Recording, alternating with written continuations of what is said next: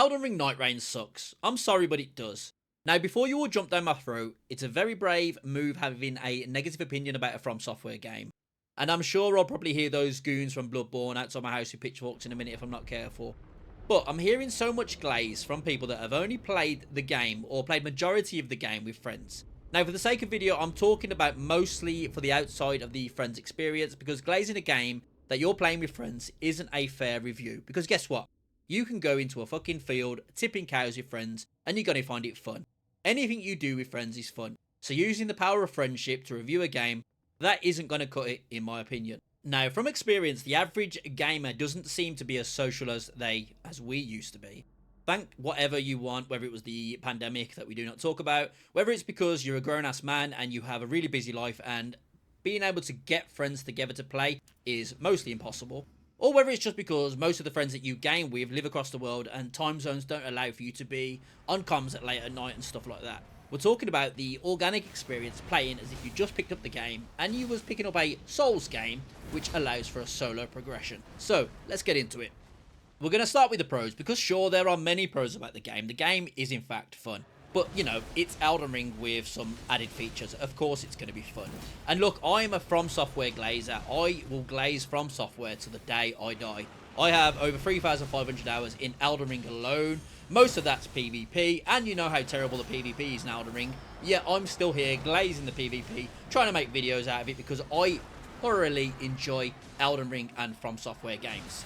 So, we're going to start with the pros, because there are many, but I'm going to be speaking, for the most part, objectively. I'm going to try and leave all personal bias out of it, and I would hope that if you are listening and you do get through the video, I hope you listen and reply objectively as well, because we're all just people talking about the game that, you know, a big company has made, and we are playing the game for fun. So, on the fun part, the game is, and it can be, very fun.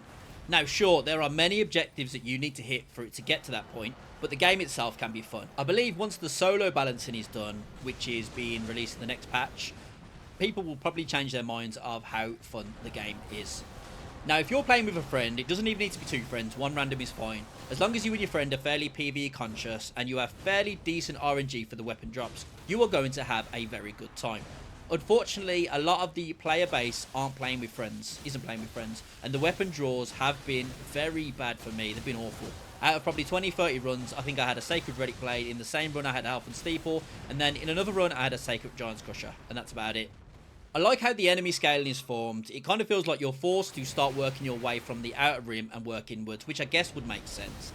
Easier enemies on the outside with poorer rewards, and as you work your way in, you get more difficult enemies with better rewards. The issue with that is, the bosses in the middle tend to be way more difficult than the outside, and the rewards don't seem to differ all that much, so you're better off farming the bosses on the outside, staying there as long as possible, leveling up quicker, than struggling to beat one boss in the middle with a great, and it only gives you like a great sword with 10 more AR, and or a legendary bow, and you're using the raider class. Which leads me on to my next point.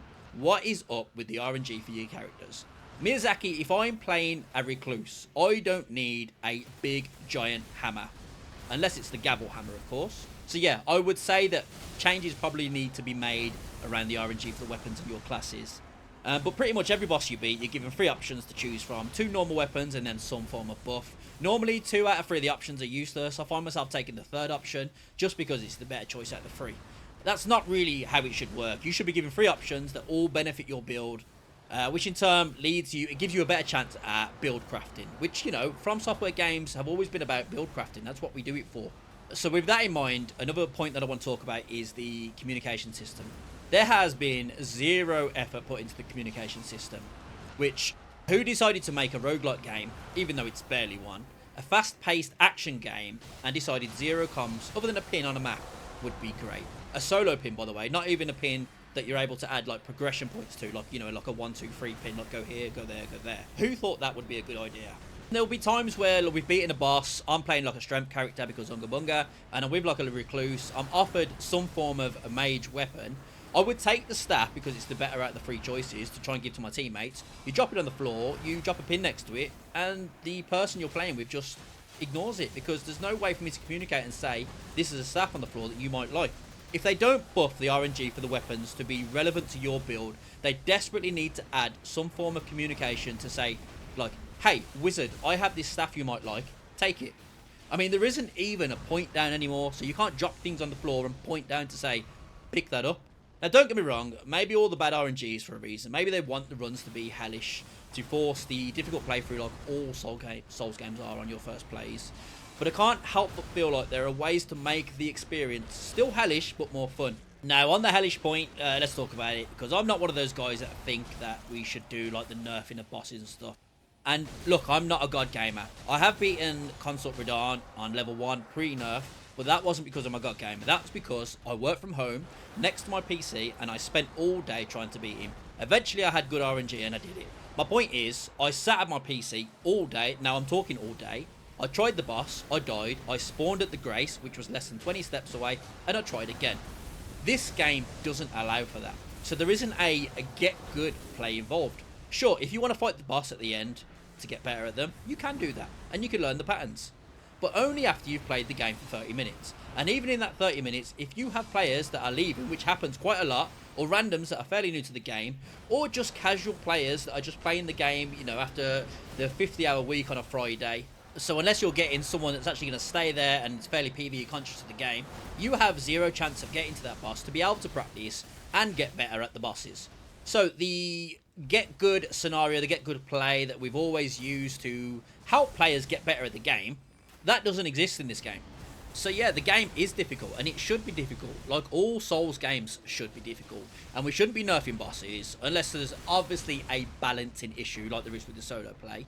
But there's no way to get past the difficult process anymore. In the other Souls games, if a boss was difficult, you could do, you know, a few things. You could go and level up.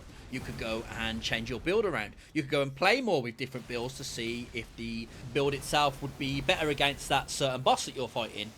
The get good scenario has been completely removed because you don't have the time or the replayability of the boss to be able to get better at it. So it's kind of difficult, but there's no way through the difficulty, and you can't even get good at being it. You kind of have to rely on having good teammates to beat the boss, which for a game that has a solo run, if you have to rely on teammates to beat a boss, you are kind of screwed. There were many other points that I wanted to talk about, but a couple of videos I've watched, a lot of people have already mentioned those points, and I don't want to rinse and repeat the same thing that everyone's saying.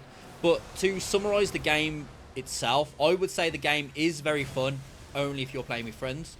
The solo progression is close to impossible unless you are a god gamer, like, you know, Ongbal or Gino Machino or someone like that. The duos not being in the game was a travesty. Now, there is a seamless co-op mod that's been added which allows for duos, which I've tried a couple of times and it's actually very fun. But, you know, them not adding duos into the game or crossplay into the game was a massive L from Software. It's 2025. It's a roguelike game that you need to play with friends, but yet there's still no crossplay. You know, that needs looking at, and someone needs to answer that question. Why it's not happening? But overall, I would say the game is probably a 6 out of 10, which I think is a fair review on the game. Do I think you should buy the game? Yes, you should definitely buy the game. You should definitely play the game. There are going to be balance changes made, and I do think the game's going to get way more fun once these changes have been made by From Software. But overall, if you are playing the game right now and you don't have friends to play the game with, you are going to find it very difficult, and you might not enjoy it as much as you should. So if you've got this far, please drop a comment. Let me know what you think. You know, ask any question about anything that I've said in the video. I do think it's a relevant topic that we all need to be talking about, and not just glaze it because it's a From Software game. You know, we need to hold them accountable for the bad they're doing. I don't think it's a cash grab. A lot of people are saying, oh, it's just a cash grab. It's 35 bucks. The game is definitely worth 35 bucks on Steam anyway. So I don't think it's a cash grab, and I do think it's a very fun game. As always, hopefully you liked the video. If you did, drop a like, drop a comment, drop a share, all that kind of stuff that helps me out on the algorithm. Big love to you all, and I suppose I'll catch you on the next one. Enjoy.